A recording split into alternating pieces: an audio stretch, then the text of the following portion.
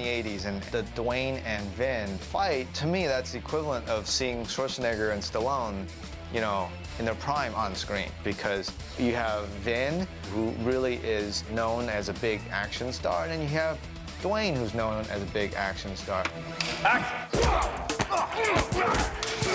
It's not too often in decades that you could get two men who are pretty good at what they do when it comes to action and at this level of their careers and bring them together in this way.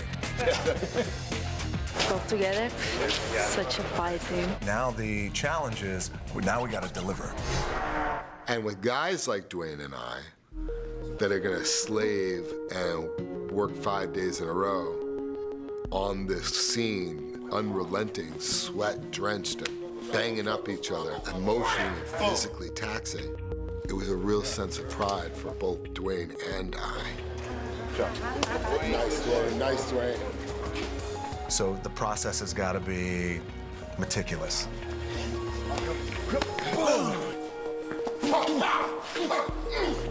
And you got to make sure that you get it right. Okay. And by getting it right, it starts off with Hobbs taking his 10-ton Gurkha and running it right into and smashing the iconic dodge of Dominic Toretto. I wanted something big to go into the fight, and there was nothing for me better than to take that Gurkha and just crush it into the Charger. 3, 2, 1, action!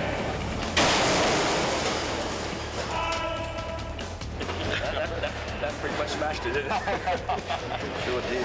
You know, and the Charger has become symbolically linked with Dom. That dodge, it is an indication of the ass whooping that's about ready to take place. That is the thought process of Hobbs. I'm gonna crush the shit out of your car, just like I'm gonna crush the shit out of you. And then the fight begins. You're going down, Toretto. I'm right here. Ultimately, it's a great moment in the movie to see who these guys are, who Dom is, who Hobbs is, and the way they fight. On paper, maybe Hobbs is better trained. He knows more about fighting because that's his career. He does have the training, he does have the physicality, he has the technique. There's a lot of checks for Hobbs that give him the advantage. Now, what gives Dom the advantage as well is the fact that he's fighting for his life and he's fighting for his family. It's just a moment of, so whatever we can do, and what we'll do is to sell that his struggle, that he's about to go down, and then Mia and the team kind of shows up. I will always go put my money on someone who has something real to fight for.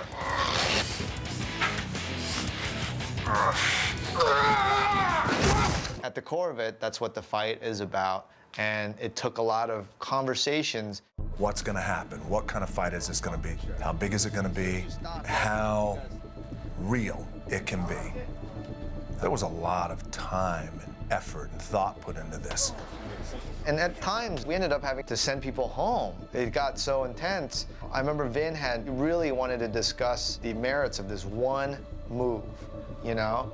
And I said, okay, fine. I sent the whole crew home, and we just sat there. Me, Vin, Dwayne, and the stunt guys, and we just sat there and talked about it. We talked about for 2 hours about this one move. You might think that's crazy, and it probably is crazy, but that just shows you the level of care that goes into it. I treat this like Greek theater sometimes. Everyone really wanted to give their all. It was really one of those scenes where everything came together. And I asked to get some rigs, and the stunt team made it happen. They brought in some great riggers. We rigged everything.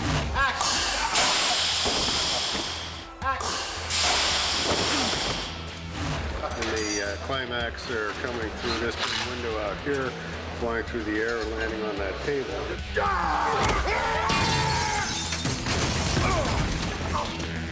So what we've done is we've got tempered glass in here. with glass breakers mounted on it. We have rubber railings here, and when they hit those, that'll swing open and allow them to fly right on out and land on that table there.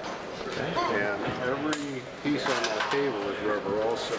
Here we have these tools that look like they're massive and heavy, but they're really fairly flexible. And hopefully, I'm sure glad that wasn't a real one. And this is a balsa wood table. It is very lightweight balsa wood, just to guarantee that it falls apart. All right, everybody's ready. Let's lock it up. Pictures up. D-Mark. Set. 3, 2, 1, go! Holy.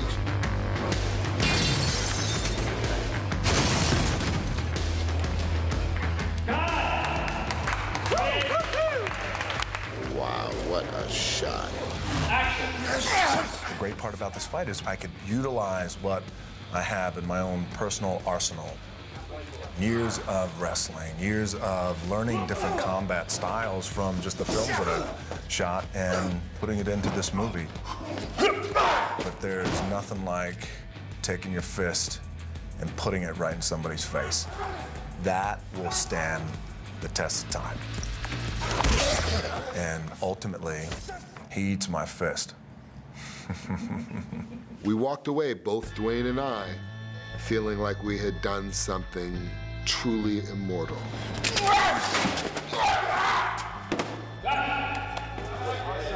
Great job.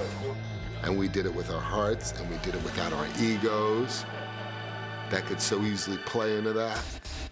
We told the story, and we were true to our characters in the process. Nothing more you can ask for.